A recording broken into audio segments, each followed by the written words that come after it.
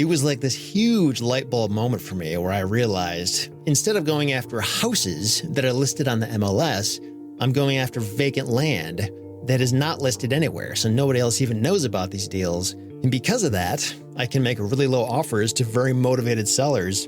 And if they don't sell it to me, they're going to lose the property and get nothing for it. Ever wondered how to get into real estate investing? I'm Alex Freeman, and today we have Seth Williams, owner of RE Tipster and part-time real estate investor. Both of his companies make more than 6 figures per year. RE Tipster is a YouTube channel and website that educates people on real estate investing and provides them with the contracts to do it themselves. Seth's real estate investment company buys land that no one is competing for at dirt cheap prices, then resells it when it becomes high in demand. He's going to share his strategies and answer questions like how to get started, how he identifies good opportunities, the timeline for reselling the land, how to acquire clients, and how he manages his business. Seth, thanks so much for joining us today. Yeah. Hey, Alex, thanks for having me on. It's good to be here. And so to kind of kick things off, you actually own 2 complementary businesses. Can you share your story with our listeners of when and why you started each business? Yeah, absolutely. So for me, as a real estate investor, I first got this idea of buying a real estate and trying to make money from it. It was way back in probably 2006. Seems like an eternity ago.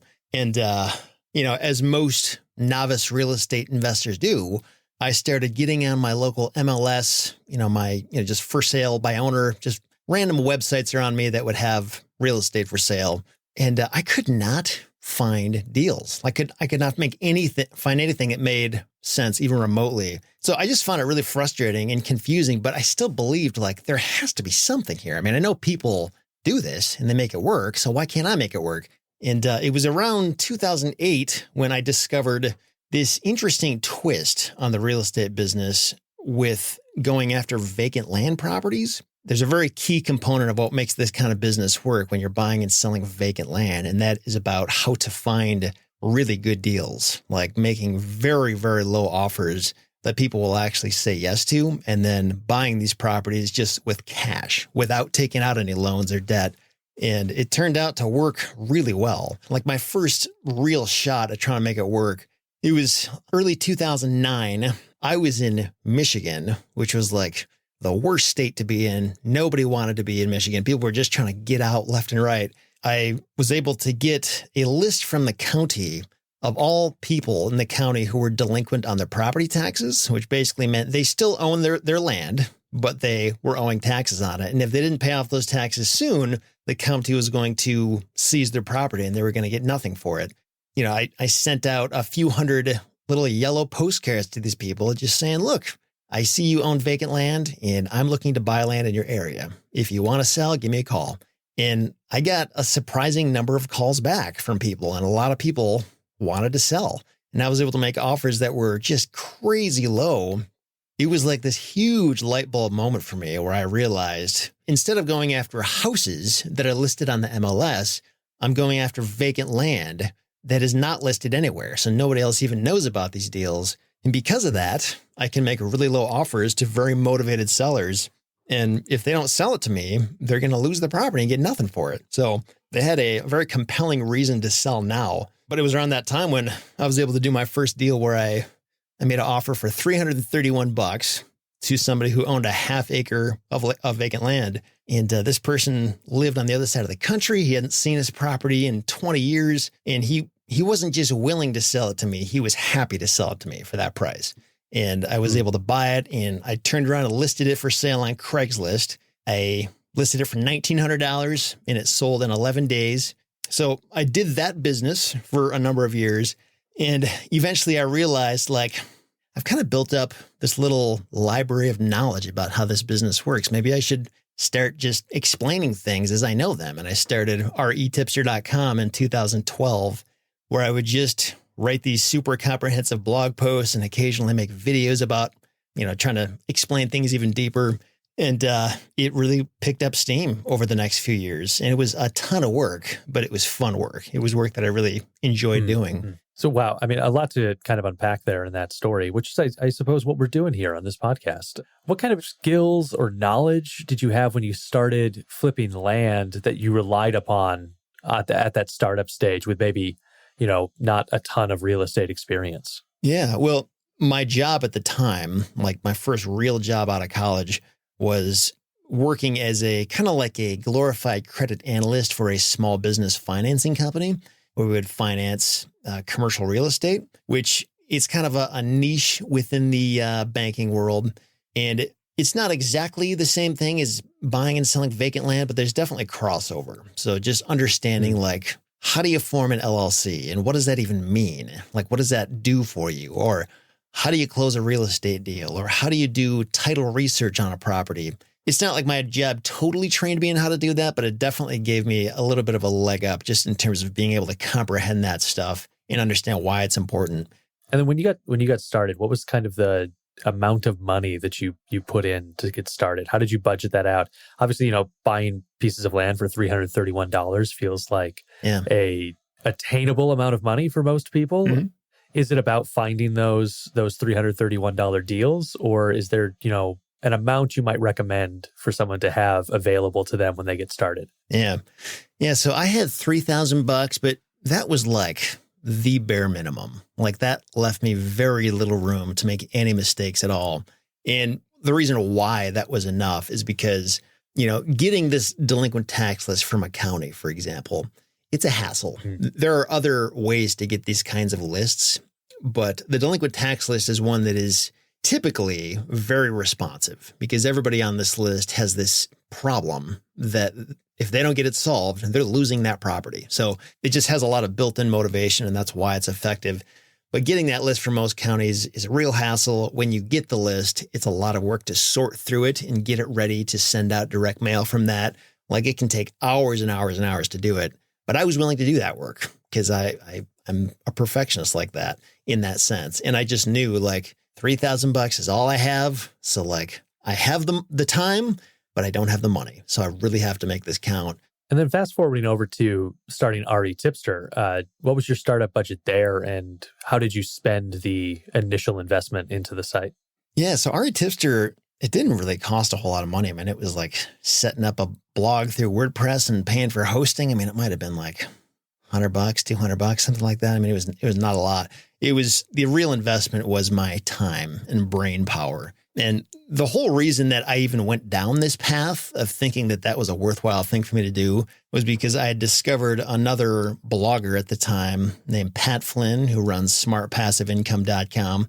I was just like blown away by what he was doing. I didn't even understand like how he was making money, but at the time he was posting these income reports and he was making like $80,000 a month.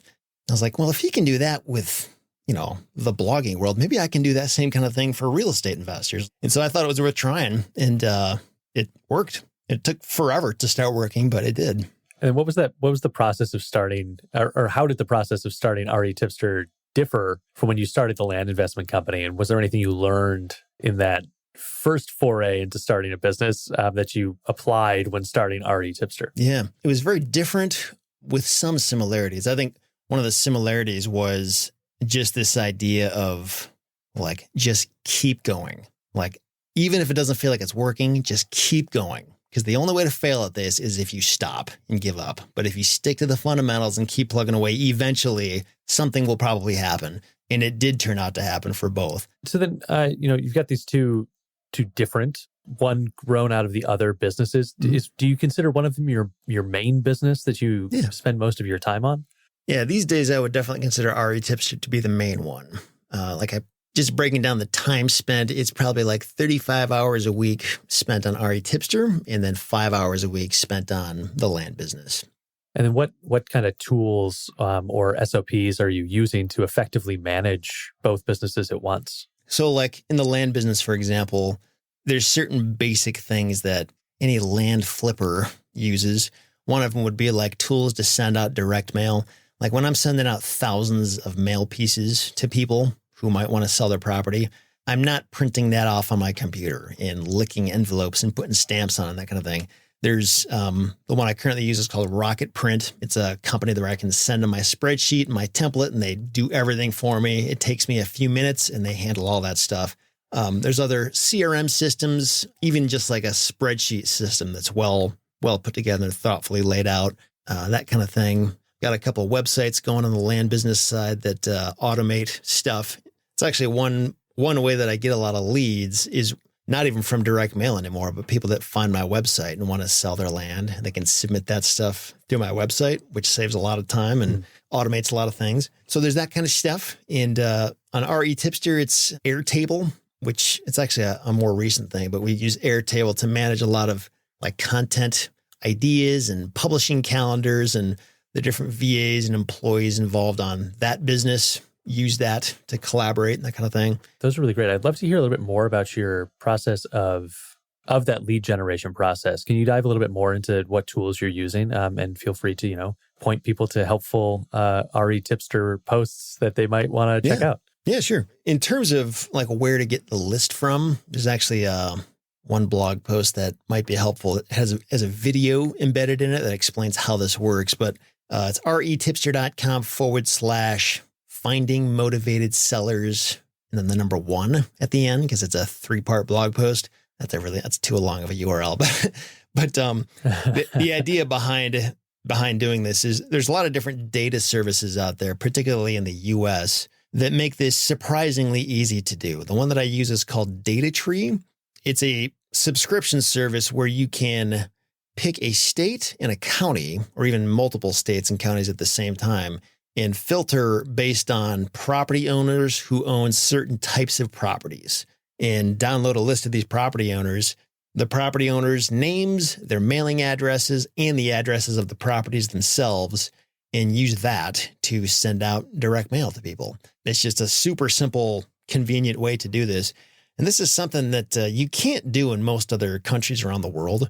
The US just happens to make this property ownership data public. That's really the key way that most land investors get started and continue getting leads coming in the door. Another way to go about it is to create a buying website like what I've got.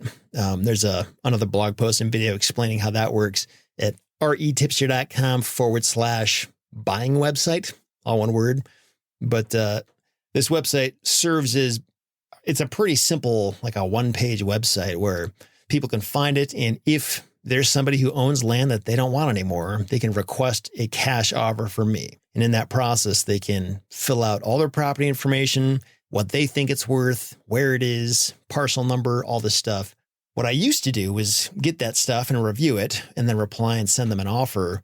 But now what my website does is it takes that information and it takes whatever number they gave me as their estimated market value, and it waits an hour and sends an automatic reply with a cash offer for 18% of whatever number they gave me.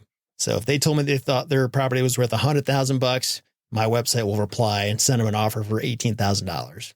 The idea is just to that email, that's not a contract. That doesn't legally obligate me to buy their property. It's just saying, hey, would you entertain this offer? And it just kind of puts it on autopilot in terms of finding out who out there is serious about selling for a discounted price, because a lot of people respond and they say, no, I hate you, get out of here. I'm never going to do that. And that's fine. I mean, I expect that from most people, but what I'm looking for are the few people out there who will say yes. And the website kind of does that on autopilot. And does that, so that, gets that kind of initial conversation going, how much would you say negotiation then happens after that initial email? Are there people that respond and say, this is too low, but how often do you get a counter offer there? Yeah. It's not uncommon. Some people will actually, these days, I'd almost say more often than not that happens, where they reply and say, for whatever reason, hey, can I get $1,000 more? Or it's worth twice that amount. It's all over the map. And the interesting thing about land is that the process of selling land is kind of different than trying to sell a house. The places where you advertise it, the way that you advertise it is just a different skill set. So this is going to bring us to a section of our show we call our Fan Blitz questions. These questions come from the UpFlip YouTube channel. So if you want to check out UpFlip on YouTube, head over to YouTube and just type in UpFlip and you'll find our channel there. It's a great YouTube channel, by the way. I checked it out and you guys have some awesome stuff. We appreciate that plug. Yeah. So these questions, looking for a 20-second answer from you for the next few questions coming from people commenting on various YouTube videos. You listeners out there, if you go over there and you comment on any of those videos, we might pull your question into a future podcast. So here we go. Ascending would like to know, for real estate investing, do you recommend having a real estate license? I think it probably depends on what kind of real estate investing you're doing. For what I do in the land space, I've never found it to be necessary. I've never had my own license. I handle the properties that I own, and that's it. But I don't mean to imply that there's no benefit. I think if you have a license, it gives you access to like the MLS database, for example, which can be really helpful in terms of getting sales comparables and that kind of thing. Just sort of seeing a whole other perspective that a normal non-licensed person can't see. But when it comes to land, again, specifically, I don't think it's a deal breaker. I've never had one, and it's never really hurt me significantly that I know of. Ascending would also like to know how inflation is impacting real estate compared to stocks. Yeah, it's a good question. I'm actually not really big in the stock market, so I probably don't have the right perspective on both worlds to tell you. But I mean, inflation affects everything to some extent, but I think what's affecting the super hot rising prices of real estate right now is just like a shortage of inventory. It's not necessarily an inflation issue per se. That does play a role, but it's not the driving force behind it. And also just super low interest rates, the way that they've been for a while now. It's also jacking up prices. And I believe the Fed is going to start raising that, and that's probably going to impact things over the long term. But inflation does play a role, but I don't think it's the most important thing that is making prices going crazy right now. Lewis B is asking, if you're starting out and have never done this before and have $50,000 available, what would you do? Yeah. I would start by getting as educated as you can, like figure out what is the best way to pull a list and how should that be filtered and what should I say in my mail piece and where should I be doing this? What state and counties make the most sense for me? And once you really understand that, start sending out mail. Mahad would like to know, what are the top 3 states to invest in residential real estate today? And I'm going to expand on that and ask, is that different from places where it makes sense to invest in vacant land properties? Yeah, that's a tough one because I have not invested in all 50 states, nor do I do that today. So I don't think I'm the best, most objective source of information on that. And I think there is a difference between if you're going after houses versus land, because there's a different type of buyer who's going after that. But I know generally when it comes to land, usually the places that make the most sense to start working in are areas where there is a demand for land. Like people are actively trying to buy up land so they can build on it. And usually what that translates to is areas that are growing, areas where people are flocking to that place and not away from that place.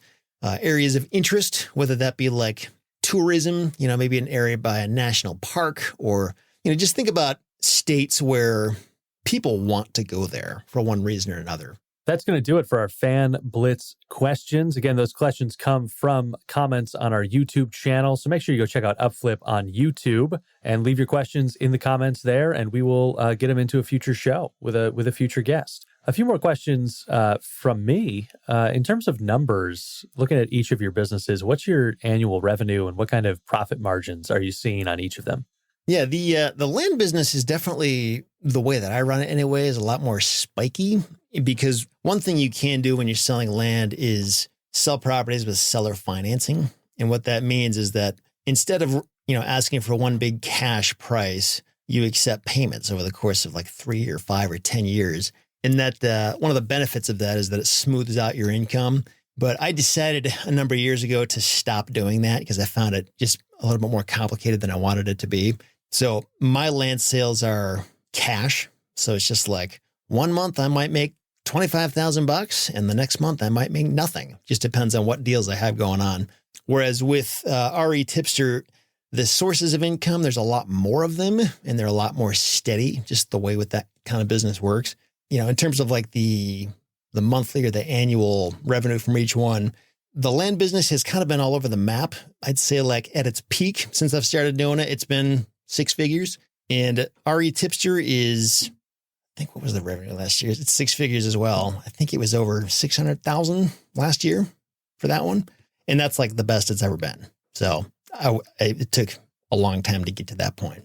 So with that, spikier income from the land business in particular, what tips do you have for financial planning with that kind of variance in monthly revenue? Well, it kind of depends on how you're choosing to treat that, a land business if you're doing that. And one of the cool things about it is that there's not like a rule book on how you're supposed to do it. Like some people do it as strictly a part-time gig for extra cash or just, something that they can plug away at in their spare time. But in terms of planning for that, so if you're trying to do this as full-time, like your one and only thing, what a lot of people will do is go down that seller financing path because, it smooths out your income and makes it a lot more predictable. And there's definitely some downsides that come with that. There's drawbacks and, borrowers will stop paying and you've got to track a lot more things and get a lot more parties and documentation involved, which is kind of annoying. But for the purpose of getting more predictable, stable income, that's a big deal, being able to do that. And you don't get this spiky revenue stuff going on. Also, just consistently getting a system in place so that the direct mail keeps going out no matter what. So you're always getting new leads in the door. Like just because you have a big deal that you're doing doesn't mean you should stop sending out mail. Because if you stop sending out mail, that's going to slow everything down, stop your deal flow coming in. So I'd say just getting systems in place to keep all the wheels turning. I want to shift our focus over a little bit more to RE Tipster specifically. And are there certain, courses or templates that you're finding are consistently the most popular? And what's the main source of revenue with that business? Yeah, I'd say like the big slices of the pie in terms of where income comes from. So one of them is, we have a few courses that we've put together. One of them is on land investing, the land investing masterclass. That's probably the biggest single course, but there's other littler ones like the deal finding guide and House Hacker University and just, lower price, smaller courses that people can, check out if they want to. But the idea with that whole thing is that I don't ever want to force somebody to buy a course in order to get the answers. So if you really want to, you can find everything you need to know for free on retipster.com. It's just not as organized. You have to search all over the place for stuff because that's never really, I wasn't making blog posts with the intent of making a course. It was just here's a piece of knowledge and here's a piece of knowledge. The course is taking all that stuff, adding some new stuff to it and just organizing it so it's very easy to find what you're looking for. For RE Tipster, you've got an email subscriber base of more than 16,000. What have you found most effective for building that subscriber list? And any hacks you can share with our listeners? Yeah. I don't know if they're considered hacks or not, but something that I learned from a podcast I used to listen to called the Fizzle Show podcast. One time they had a episode about building an email list because I didn't really understand how to do it, but one of my key takeaways from that I started implementing was this idea that people are not going to sign up for your email list just because you tell them to do that. You need to really give them a compelling reason, something that just makes them salivate. I need to have that thing. And so over the years, I've created certain downloadable templates that you can either buy for $47 from our store, or you can sign up for our email list and get it for free, or get a $20 discount or something like that. And this stuff is it's worth every cent that I'm saying it's worth. It's not like I'm just throwing some, random number out there. I think that's probably made the biggest difference in terms of really getting people to actually sign up for stuff is really giving them something of tangible value that's going to make an impact. And the cool thing is it's when they do that and when they get that free thing and they realize wow, this really did make a difference. Now you have their attention and they actually will read the emails that you send them. And it does have some staying power. So I think if you can create some legitimately valuable assets that really are just to give away to people, that can be very time consuming to do that, but it totally makes a difference. And then what about on YouTube? What strategies are you employing to build subscribers on that platform? And what tips might you have to our listeners that might be trying to build a YouTube following as well? I think I'm actually kind of bad at it. I often forget to say like and subscribe to this video, that stuff. I just doesn't even cross my mind. I'm just focused on making a good video that's going to make a difference for somebody.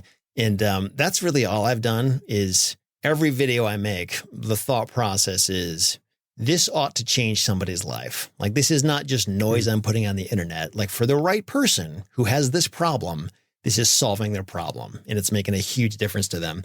It's weird because sometimes a certain video that I'm making that I think is going to be huge, nobody cares about it. Nobody watches it. Nobody likes it. It's just wow, that was a waste of my time.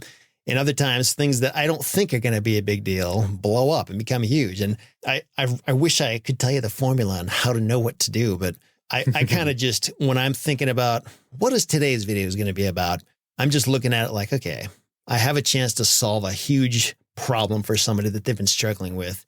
How do I best do that concisely in a way that's really going to make a difference? And if you do that long enough, eventually some things are going to catch on and they will work. And whether or not you tell people to subscribe, they're going to do it because they're finding you helpful.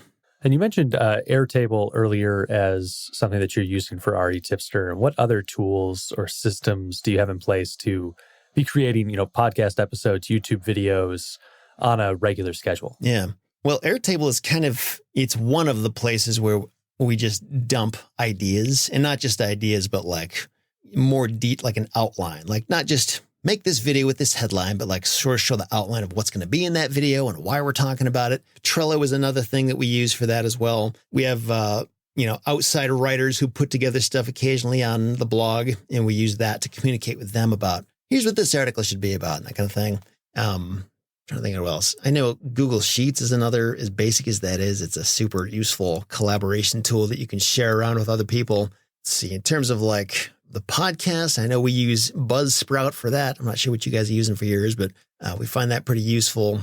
Whenever we're doing interviews with people, we do a similar thing to you in terms of just putting together a really good outline of questions that we actually spent some time researching. And by the way, your questions are great questions. Like I can tell somebody's putting a lot of work into figuring out where is this subject coming from and what did they do? And that's uncommon. And I think it says a lot about you guys as podcasters, just the attention to detail and trying to figure out how to ask the best questions and pull out the best information. So just props to you on that. Well, thank you. Yeah, I want to make sure to give the proper credit to the team that stands behind me that helps does all this research and supplies me with this great sheet of questions. Yeah. And we've also got, just in terms of like understanding, like what do we even talk about? Like what's going to be most helpful to our audience?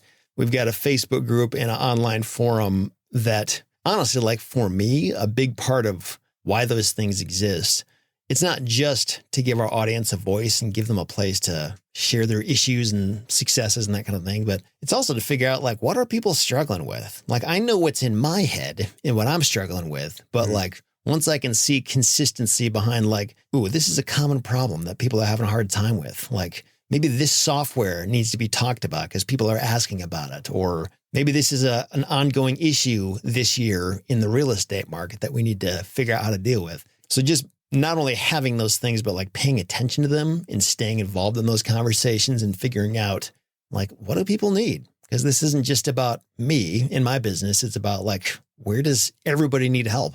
So those things are certainly very useful just to keep your finger on the pulse of what's going on. On the topic of the forum, how did you go about getting that set up and how much work, both in terms of time and energy, is it to moderate and maintain the forum on an average week? So the idea with the forum was, like I just mentioned, to give people a voice and figure out more about what people are talking about.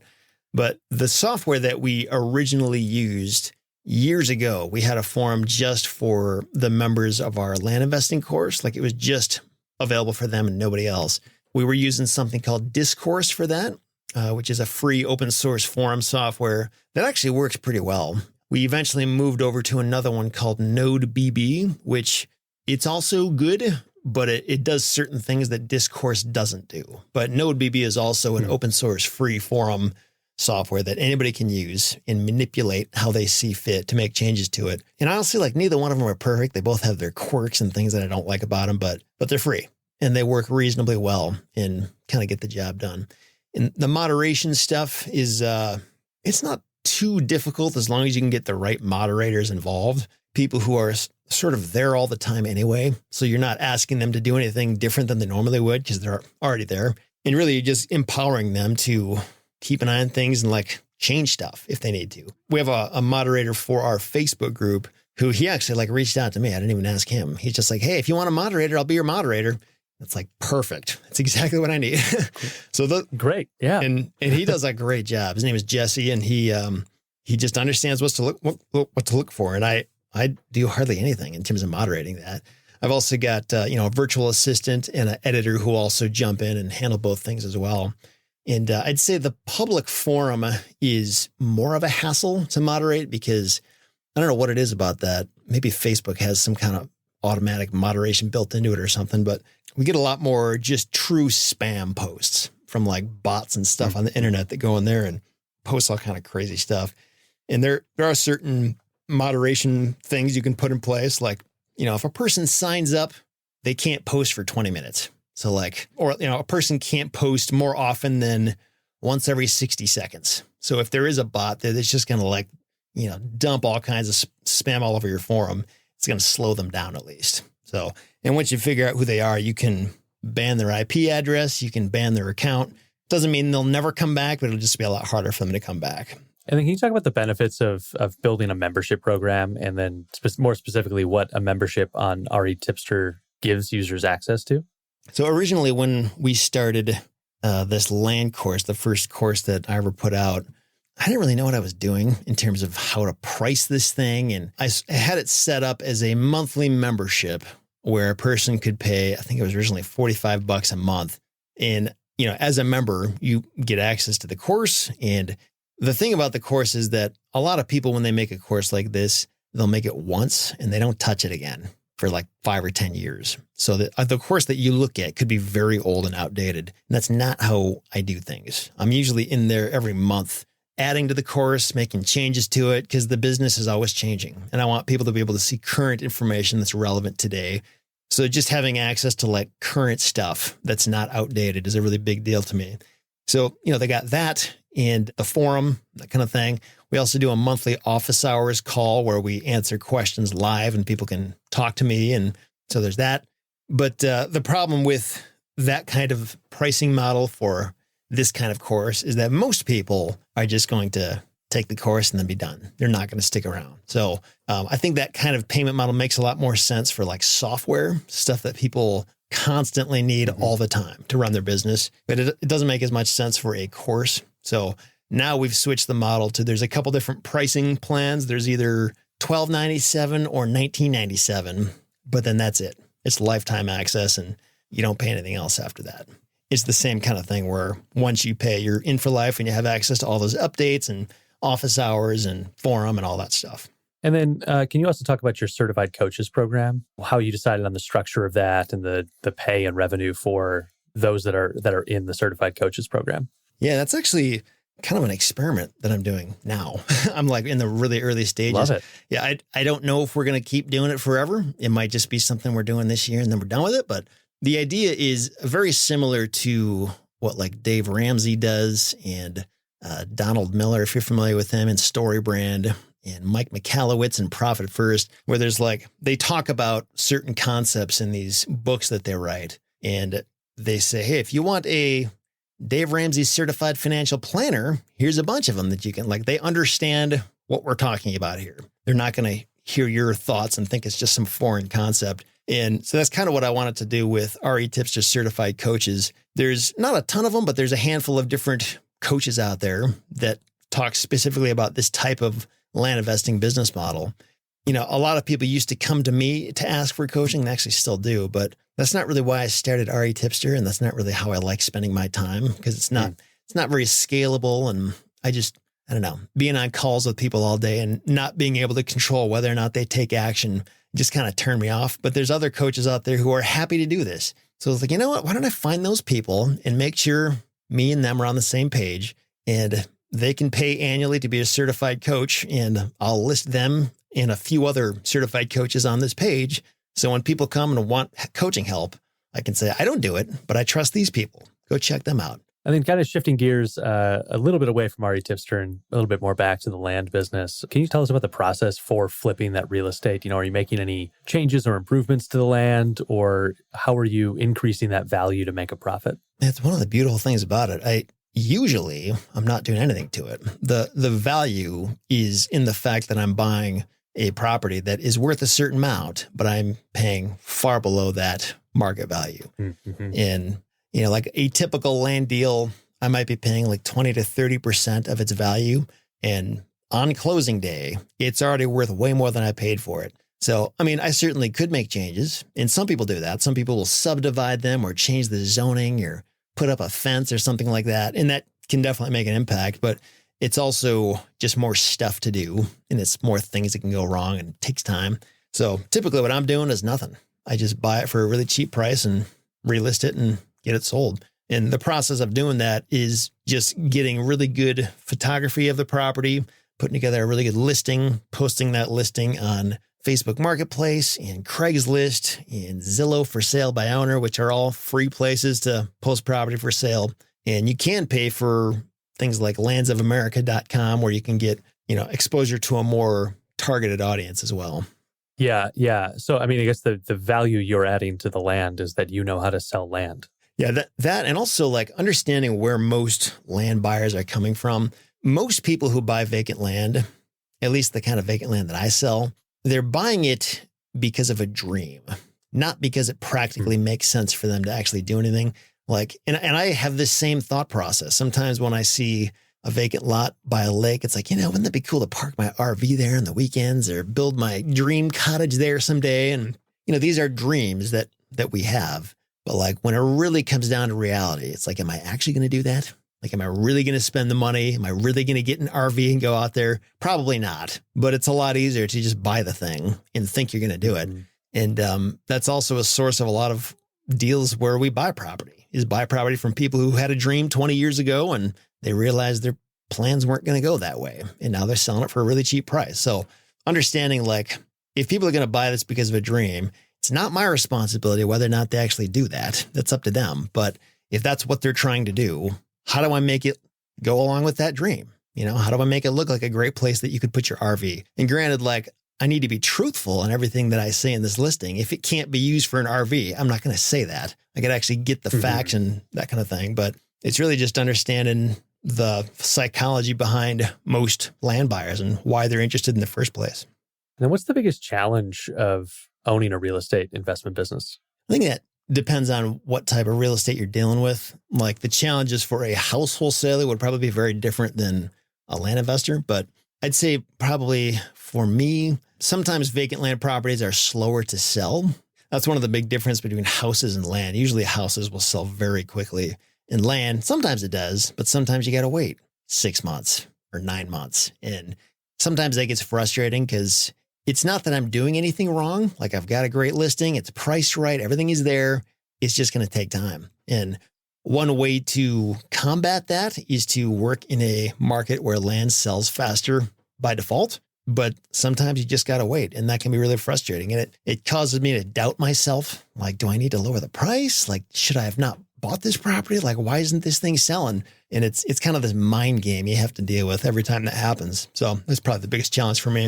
And if you could go back and start your businesses again, is there anything you do differently with either one? And how might that change have affected the trajectory of that business? Well, good question.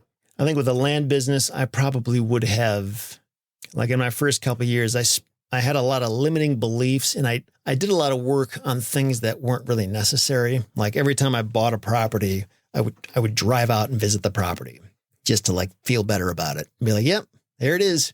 And that wasted a ton of time and gas money. And it's not something you have to do. But for some reason, I just was stuck and I felt like I had to do that. I also thought that I had to, kind of going along with that, because I felt like I needed to visit every property, I would only buy properties that were within driving distance. And I didn't have to do that either. Like you can buy them anywhere in the US as long as you can, get the data you need online to do your due diligence that way. And I didn't understand that for a few years. So I would have just not limited myself unnecessarily like that. And with RE Tipster, I don't know, I probably would have started doing a lot more videos a lot sooner because I feel like videos make a big impact for a lot of reasons. And I was scared to put my face on camera. I was scared to really do any of it. And every time I made a video, it would take me forever to do it. Like when I see the kind of videos you guys do, like I know how much work goes into that stuff. Like it's a huge job to make a great video, but it can do a lot and get exposure to a lot of people. And I just had a really hard time with that in the beginning.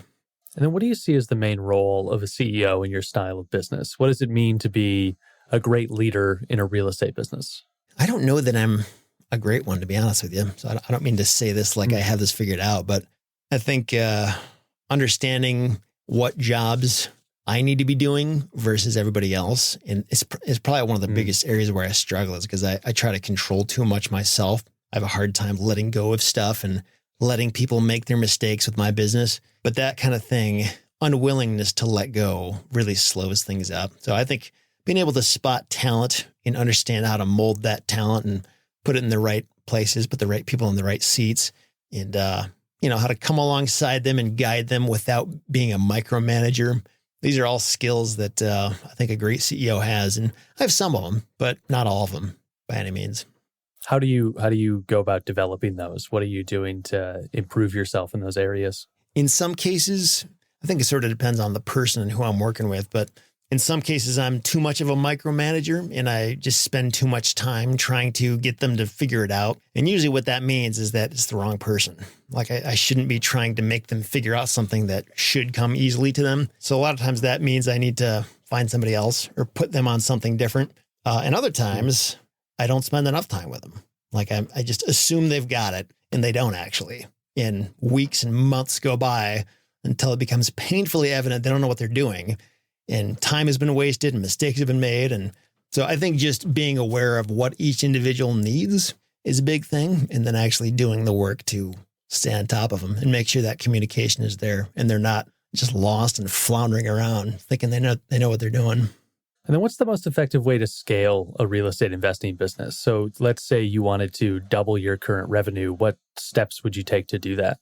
Yeah. Well, with like a land business, I'd say double the mail that you're sending out. And the thing about that, like it's easy for me to say that, but doubling your mail, it means a lot of things. It means you're going to get a lot more calls coming in and responses and deals you have to look through. So at the same time, you better have a really good system for handling that intake of deals and finding the right help, whether it means hiring people, a VA, or even a full-time acquisitions manager to sift through that stuff and talk to those people. And so, yeah, I mean, you can certainly do it, but it means you're inviting a lot of new complexity into your business, which can certainly be dealt with, but you just have to be ready to handle that. And the final question that we like to end all of our interviews with, what's your favorite business book and why is it your favorite? Yeah, that's a really tough question because there's so many good ones out there. One that always sticks out in my mind is a good one. It can't apply to business, but also just life in general is Crucial Conversations. I think there's like 4 different authors that wrote it, but it's just a really good book on how to deal with high stakes conversations, like whether it's a difficult thing or a touchy subject where, things have the potential to go very wrong if you don't handle this conversation right. But it explains how to do this in such a way that everybody walks away from the conversation better off, like glad that the elephant in the room was addressed instead of ignored. And that's a huge skill to have in life. And naturally, that's not really my skill set, but I found that book really helpful at showing me how to do that. And I've applied it several times and it seems to work. Love that. And that's going to do it for this week's episode of the UpFlip podcast. Make sure you check out UpFlip on YouTube. Check us out as well on the blog, the upflip.com/blog. Seth Williams, owner of RE Tipster, thanks so much again for joining us. You bet. Thanks for having me.